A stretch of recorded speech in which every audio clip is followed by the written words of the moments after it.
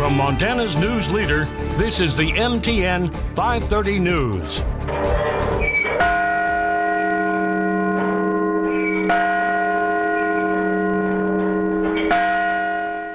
A morning bell ringing at MSUB kicks off Martin Luther King Day in Billings as the world remembers the civil rights leader's message of freedom, equality, justice, and love. As of this afternoon, thousands more Yellowstone County residents are now eligible for the COVID-19 vaccine as local health officials announce moving forward with Phase 1B. Good evening, everyone. Thanks for joining us tonight. I'm Jeanelle Slade. Well, Group 1B includes people 70 and older and people 16 to 69 with high-risk medical conditions.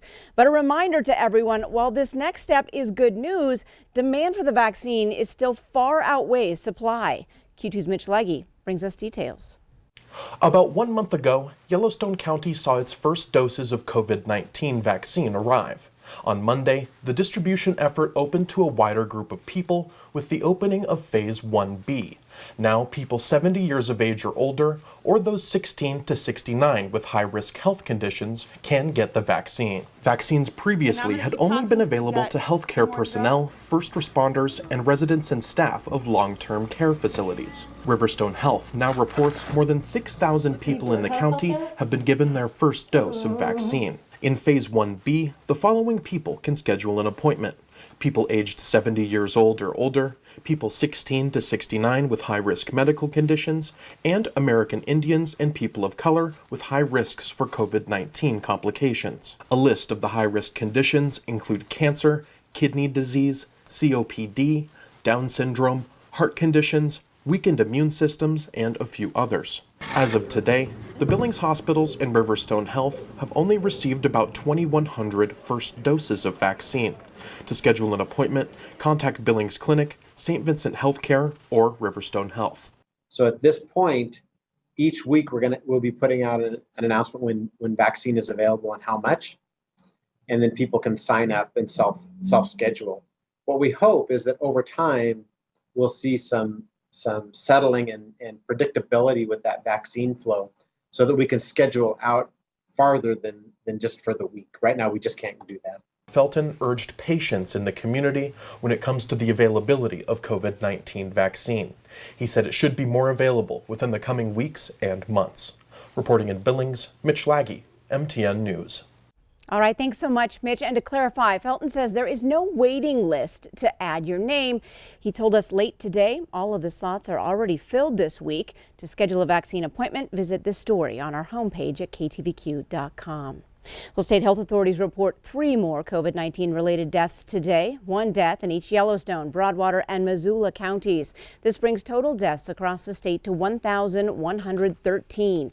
Active cases remain under 5,000, while recoveries are now nearing 84,000.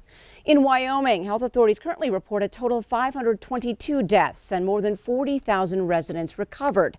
For many forced into isolation during this pandemic, it's been tough. But now a creative idea is giving some long-term care residents the first physical interaction they've had with loved ones since the pandemic began. Q2's Andrea Lutz takes us to Cody to show us. Is that a new sweater or? In the midst of a pandemic. Or one you've had?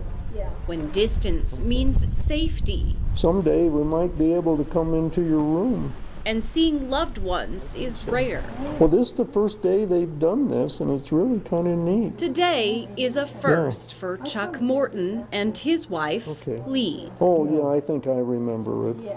After 54 years of marriage, the two were separated. Lee went to go live at Cody Regional Health's long-term care center as she suffers from dementia. And this is her first year here. Of course, we went through the holidays without her, and that was hard. For 9 months, no physical contact until today. It goes right along with your outfit, too.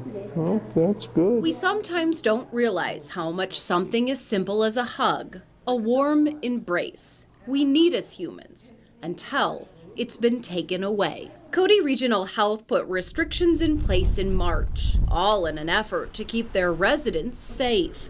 And it's worked.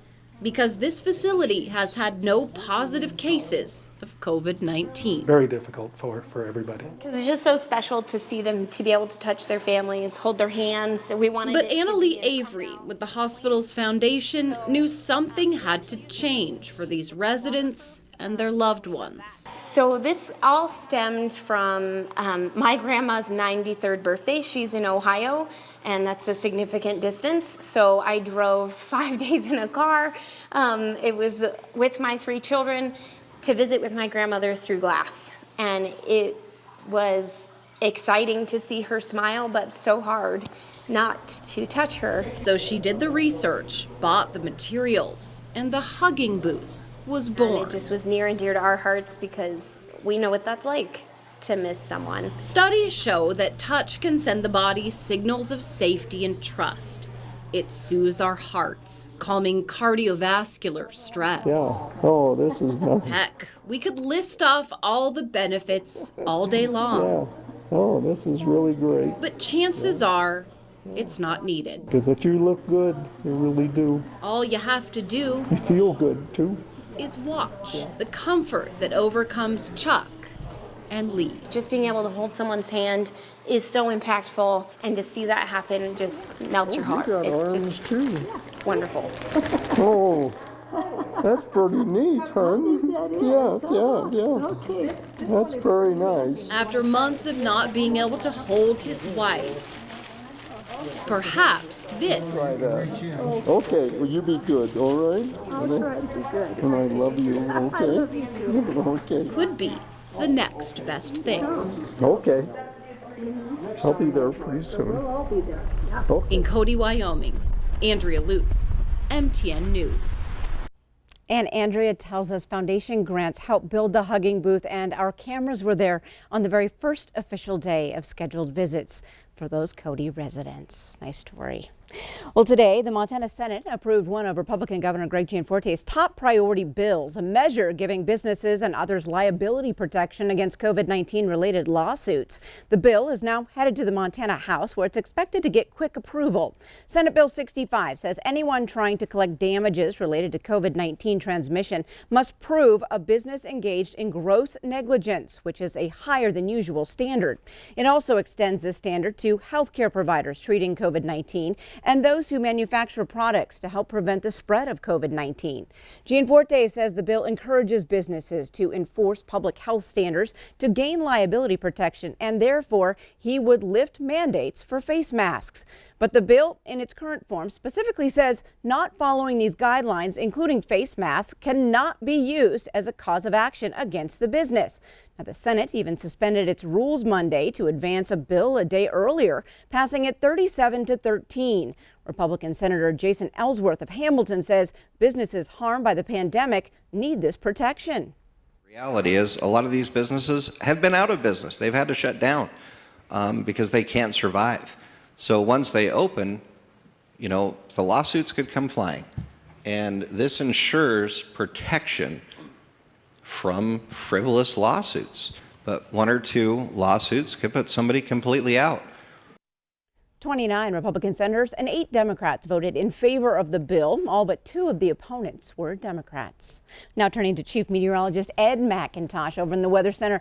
Montana didn't see a lot of snow this weekend, but one area certainly did, and it's causing some smiles. It sure is, especially for people who like outdoor recreation. Take a look across most of the area. We had reports of about a trace to 4 or 5 inches in some cases, around 6 into the Bighorn Mountains down into northern Wyoming. But this area right around Lewistown towards Great Falls, the higher elevations picking up a foot to up to 2 feet of new snow into the Snowies and the Little Belt Mountains. Here's a look at what was happening at Showdown, Montana. As you can see, that light powdery snow continued to fall there, and it really started to accumulate. It just came down for a whole 24-hour period. You can see some of it there. So while they were continuing to see some of that snow accumulate up to 2 feet in some places, which means a lot of fresh powder.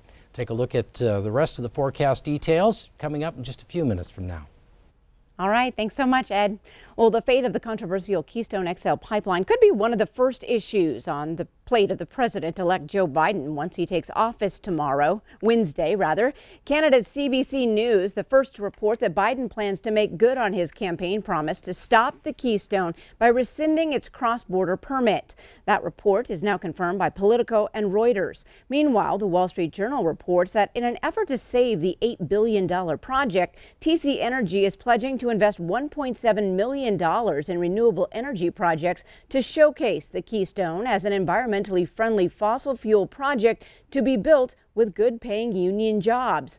Biden's team has declined to discuss the report, but said the president-elect's position on the Keystone pipeline has not changed.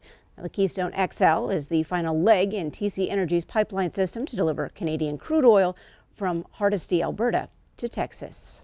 Up next on tonight's MTN 530 News right here on Q2, a local Martin Luther King Day remembrance went virtual this year, but the celebration and message remain the same. We'll take you there. Plus later, a Magic City business picks itself up off the ground by doing the same for others.